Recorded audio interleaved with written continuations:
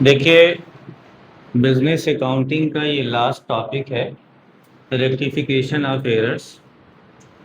पिछली क्लास में भी मैंने बताया था कि रेक्टिफिकेशन ऑफ एरर्स क्या है, और उसमें कुछ टॉपिक रह गए थे जो आज हम कवर करेंगे। साथ में हम एक बार फिर से स्टार्ट से बताएंगे और लास्ट तक इसको कंप्लीट करेंगे ताकि पूरा रेक्टिफिकेशन एक ही में आ जाए। तो रेक्टिफिकेशन का मतलब तो होता है सुधार करना, और एरर्स का मतलब होता है गलती।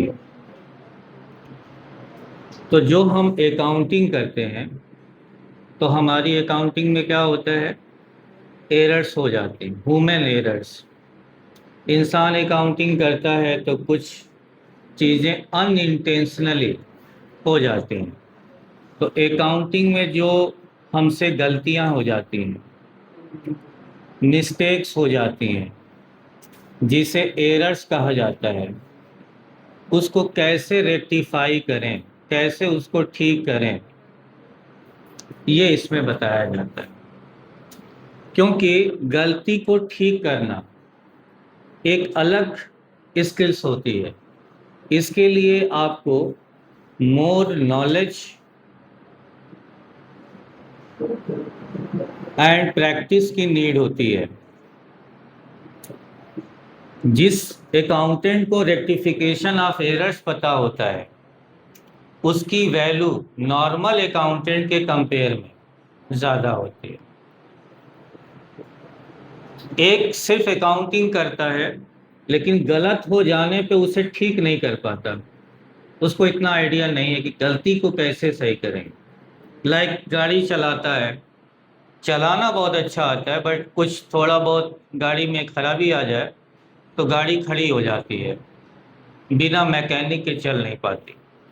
हालांकि कुछ काम ऐसा होता है कि अगर आदमी चाहे तो कुछ चीज़ें सीख ले, तो थोड़ा सा टेक्निकल नॉलेज होने के बाद वो गाड़ी के अंदर वो चेंजेस करके जो वो कर सकता है करके गाड़ी को चला सकता है।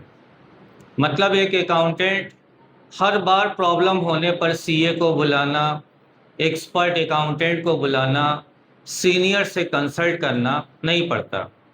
इससे आपकी वैल्यू बढ़ जाती है कि अरे ये तो ऐसा अकाउंटेंट है जो काम कर लेता है और कभी कोई गलती भी हो जाए तो ठीक कर लेता है। अब मैं आपको बताता हूँ गलती की दो किस्में होती हैं, दो तरह की गलतियां होती हैं। एक गलती इंटेंशनली की जाती है, मतलब जानबूझ के, और एक होता है अनइंटेंशनली।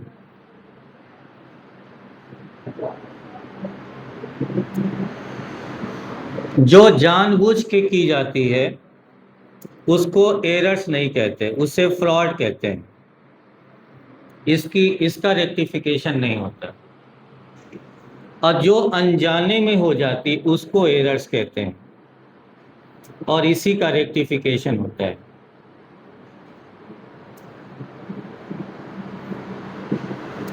जब हम रेक्टिफिकेशन करते हैं, तो जैसे मेडिकल में ज़रूरी ये होता है कि बीमारी पता चल जाए कि किस लेवल पे है। शुरुआती में है, शुरू का है, अभी ये बीमारी शुरू की है, तो उसका ट्रीटमेंट का प्रोसेस अलग होता है। जब वो बाद में बीमारी पता चलती है तो उसका तरीका ट्रीटमेंट का अलग होता है। और जब एकदम लास्ट में पता चलती है तो उसका तरीका अलग हो जाता है। इसी तरीक़े से जब आप एक साल अकाउंटिंग करते हैं, 1 अप्रैल से 31 मार्च तक, तो शुरू के महीने में अगर शुरू में ही पता चल जाए गलती, तो उसका जो ट्रीटमेंट होगा, रेक्टिफिकेशन ऑफ एरर्स होगा, वो अलग तरीके से किया जाता है। जो मिड में पता चले गलती, उसका तरीका अलग होता है। और जो फाइनेंशियल ईयर के एंड में पता चले, उसका तरीका। तो इसका मतलब 3 स्टेप होते हैं। एक होता है बिफोर ट्रायल बैलेंस।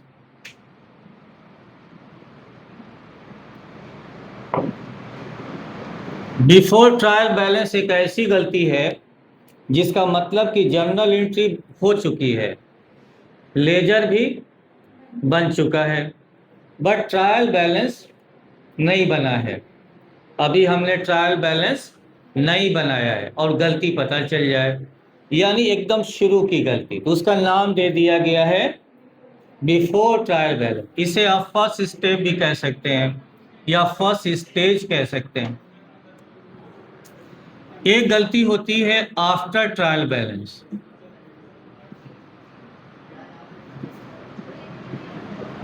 मतलब ट्रायल बैलेंस बन गया है, ट्रायल बैलेंस बन गया है, उसका डेबिट और क्रेडिट मैच नहीं कर रहा है, बट हमने क्या किया है, सस्पेंस अकाउंट क्रिएट करके और ट्रायल बैलेंस के डेबिट और क्रेडिट को बराबर कर दिया है, बट वो बराबर नहीं है। मतलब ट्रायल बैलेंस बना तो दिया है, लेकिन फाइनल अकाउंट अभी नहीं बनाया, बिफोर फाइनल अकाउंट।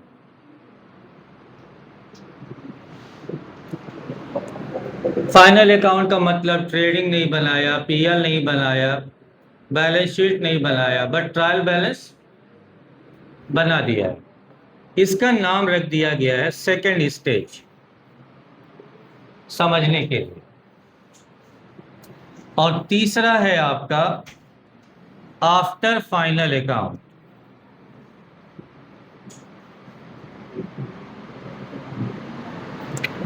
यानी आपका बैलेंस शीट बन गया है, बट बैलेंस शीट का लायबिलिटी और असेट्स मैच नहीं हो रहा है, या बहुत सारी ऐसी एंट्री रह गई हैं जिनका एडजस्टमेंट अभी करना बाकी है, जैसे outstanding, prepaid, depreciation, bad debt, provision.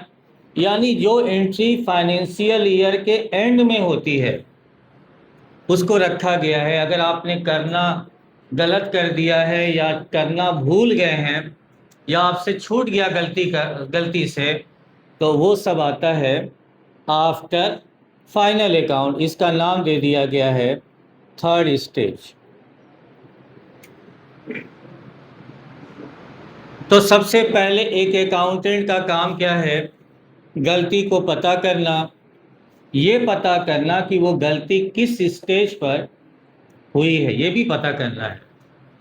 ये गलती ट्रायल बैलेंस बनाने से पहले पता चली है, या हमने ट्रायल बैलेंस बना लिया है बट फाइनल अकाउंट नहीं बनाया है तब पता चली है, या हम फाइनल अकाउंट बना रहे थे तब हमें पता चली है, यानी एट द एंड में। सिंपल लैंग्वेज में कहें तो ये स्टार्टिंग में ही पता लग रहा है, ये मिड में जाके बीच में पता चल रहा है, और ये एंड में पता चल रहा है। ऐसे भी कह सकते हैं। टेक्निकली कहेंगे before trial balance, after trial balance और आफ्टर। समझने के लिए first stage, second stage, third stage भी बोल सकते हैं, और ड्यूरेशन के हिसाब से शुरू में, बीच में या लास्ट में। पहला ले लेते हैं बिफोर ट्रायल बैलेंस में अगर मिस्टेक हो तो कैसे करते हैं उसको ठीक। बिफोर ट्रायल बैलेंस में दो तरह की गलती होती है, वन साइडेड एरर्स और to sided errors. One sided errors का मतलब डेबिट ठीक सही किया है आपने, क्रेडिट को गलत कर दिया, या डेबिट को गलत किया, तो मतलब एक अकाउंट सही है और एक अकाउंट आपसे गलत हो गया है। यानी कुल मिला के one account is affected.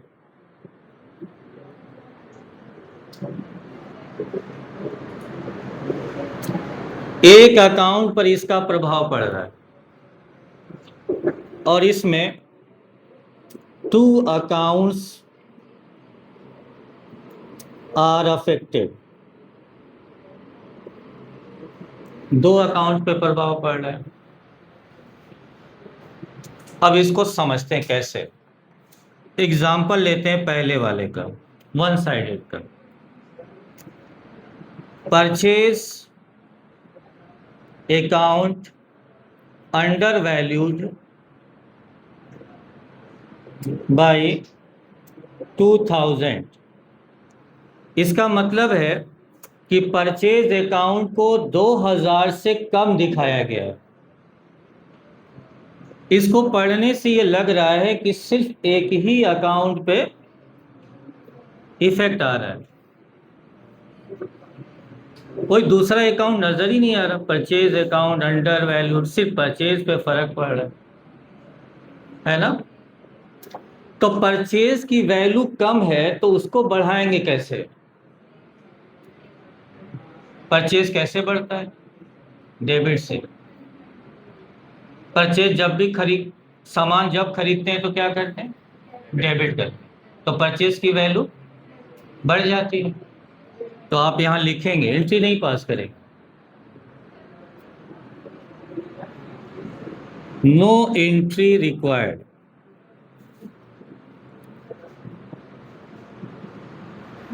One sided में जनरल एंट्री पास नहीं होती।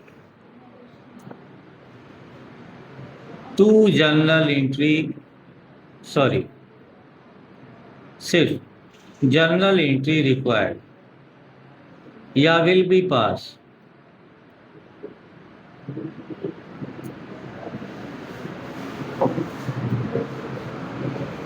General entry will be pass. Two sided errors होगा तो जनरल एंट्री पास करा जाएगा, वन साइडेड एरर होगा एंट्री पास। क्या करेंगे? Only relevant account will be debited or credited। Relevant मतलब संबंधित, संबंधित खाते को या तो डेबिट कर देंगे, तो यहां संबंधित खाता कौन सा है? परचेज में ही प्रॉब्लम है, परचेज रिलीवेंट अकाउंट है, तो उसको डेबिट करके लिखेंगे आप। परचेज अकाउंट विल बी क्या? डेबिटेड। कितने से? यानी हम परचेज का लेजर खोलेंगे, ठीक। जनरल एंट्री पास करेंगे तो कुछ एंट्री नहीं करेंगे, जनरल का क्या ओपन करेंगे? लेजर। लेजर ओपन करेंगे किसका? परचेज का। सपोज वहां 8000 लिखा है, इसे हटा देंगे, क्या लिख देंगे वहां पर? ठीक हो जाएगा। मतलब लेजर ओपन करेंगे, लेजर में कितना लिखा रहेगा? 8000।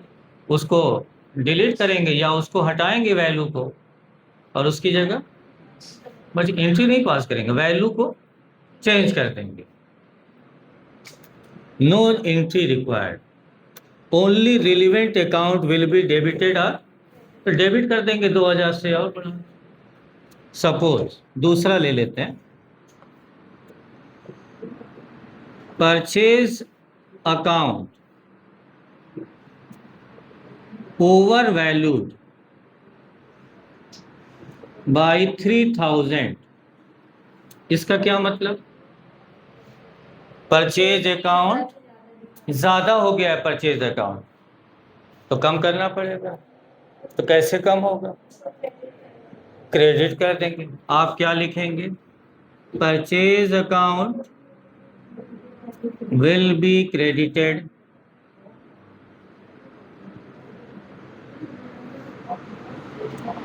क्रेडिट करने से क्या होगा?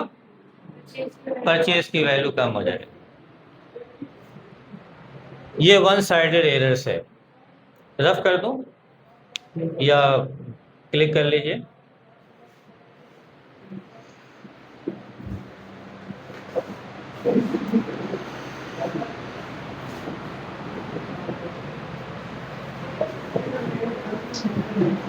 यहाँ पे डस्टर थे क्या?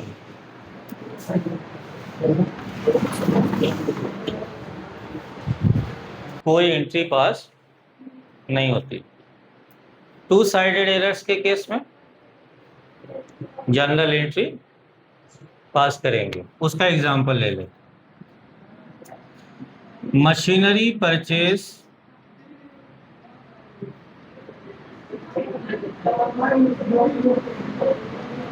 of rupees 25,000 was debited in purchase account.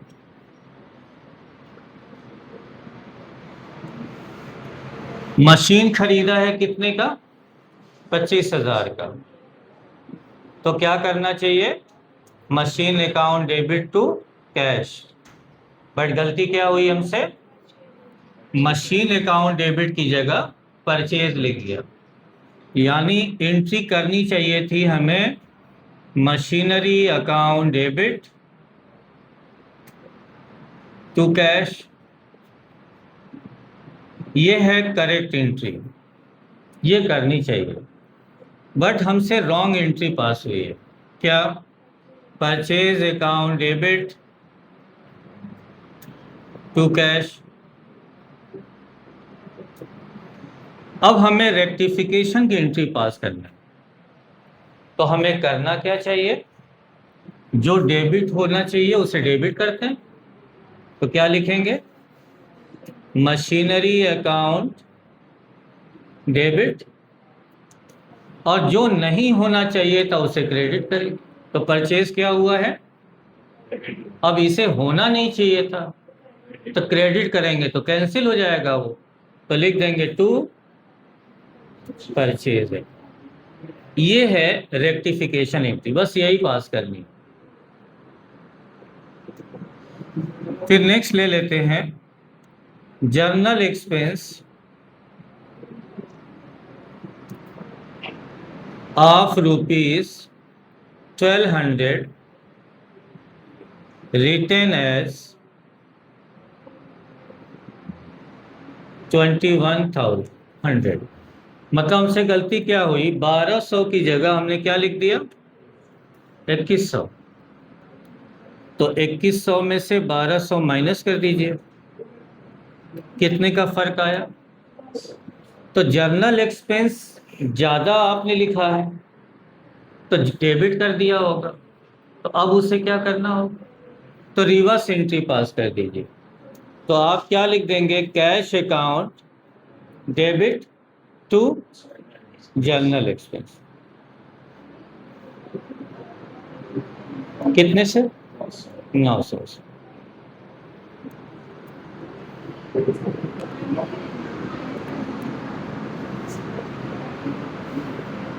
Goods sold to Ravi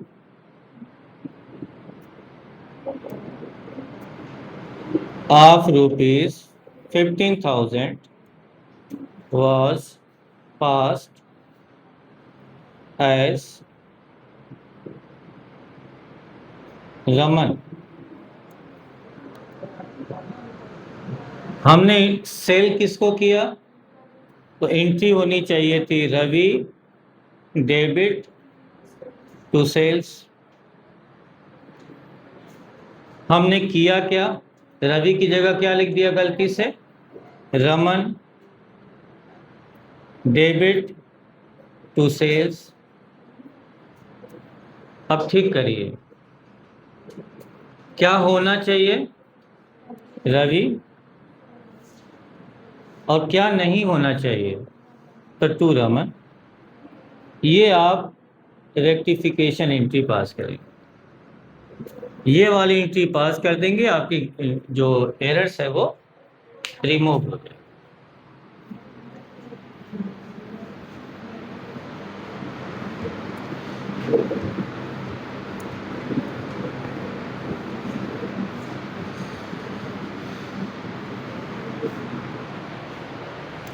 अब आ जाते हैं सेकेंड स्टेज पे, आफ्टर ट्रायल बैलेंस।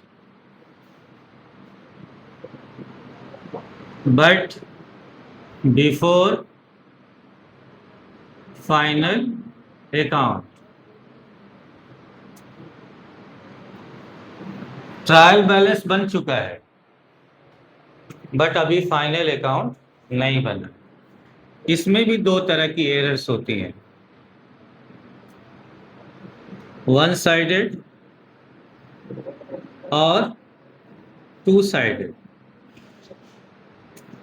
अगर वन साइडेड होगा तो सस्पेंस अकाउंट से पास करेंगे, और टू साइडेड होगा तो fresh journal entry will be पास।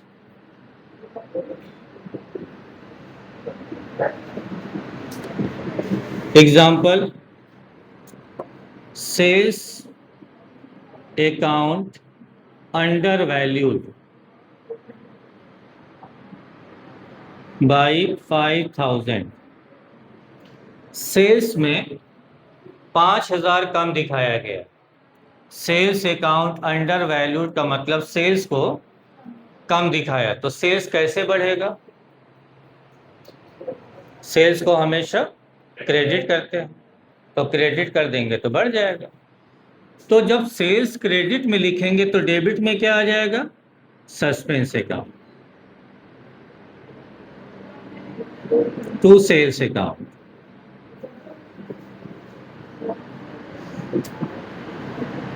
ये सस्पेंस कब लिखा जाएगा? After trial. Sales account over valued by 2000। Sales को 2000 से ज्यादा दिखाया, सेल्स को डेबिट कर देंगे, कम हो जाएगा, और credit suspense account.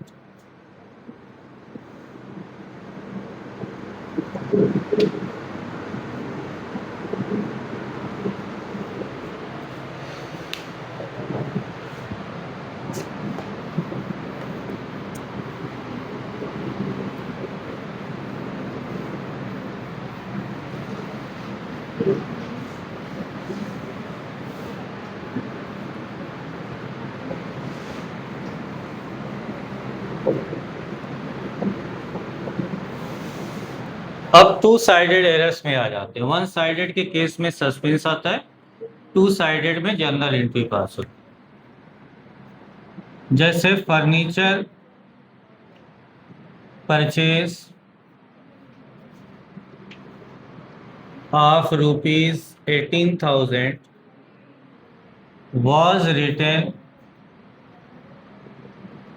as 14,000। Furniture खरीदा 18,000 का, लिखा कितने का? 14,000 का। कितना कम? तो 4,000 की एंट्री पास कर दी। क्या लिखेंगे? Furniture account debit to cash account. कितने से? 4,000 से एक एंट्री पास कर देंगे। अगर लिखा होता कि फर्नीचर परचेज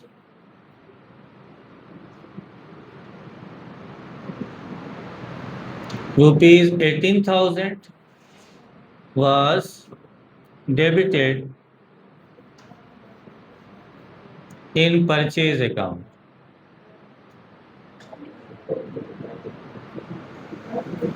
फर्नीचर खरीदा है 18 का, बट फर्नीचर ना लिख के क्या लिखा? तो कैसे एंट्री पास करेंगे? फिर फर्नीचर को आप क्या करेंगे? डेबिट, और परचेज को डेबिट नहीं करना चाहिए था, तो उसे कर देंगे क्रेडिट। ये एंट्री पास हो जाएगी।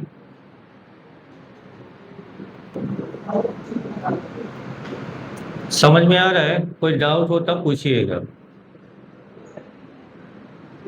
तीसरा स्टेज है after final account.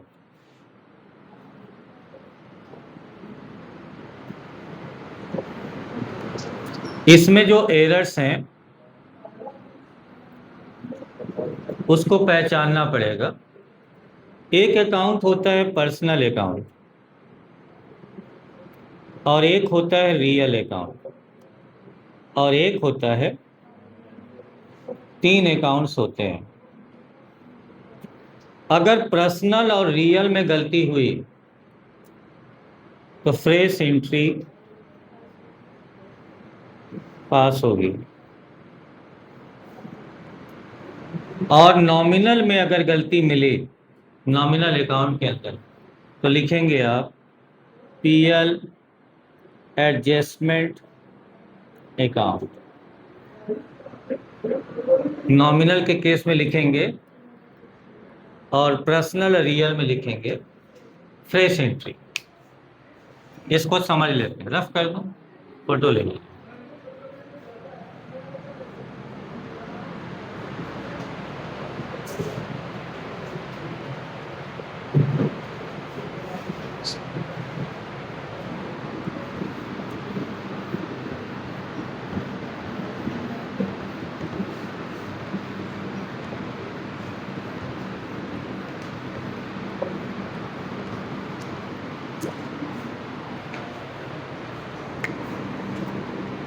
Machinery purchase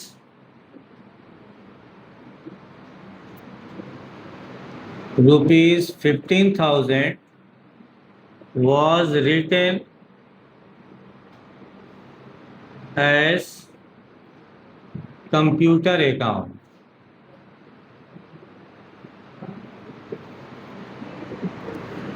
machinery कौन सा अकाउंट है? रियल असेट्स है, वो आपने नहीं लिखा, क्या लिख दिया? कंप्यूटर कौन सा अकाउंट है? रियल। मतलब मिस्टेक किससे रिलेट कर रहा है? पर्सनल या रियल से? तो रियल से।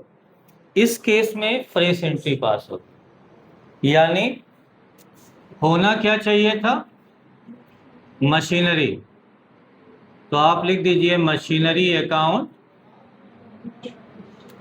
और कंप्यूटर क्या होना चाहिए? क्रेडिट, क्योंकि आपने गलती से उसे क्या किया है? डेबिट, तो उसे क्रेडिट कर दीजिए टू कंप्यूटर अकाउंट। ये पास हो गई, बिल्कुल सेम तरीका जैसे पहले कर रहे। लेकिन अगर यही चीज ऐसे लिखी हो कि मशीनरी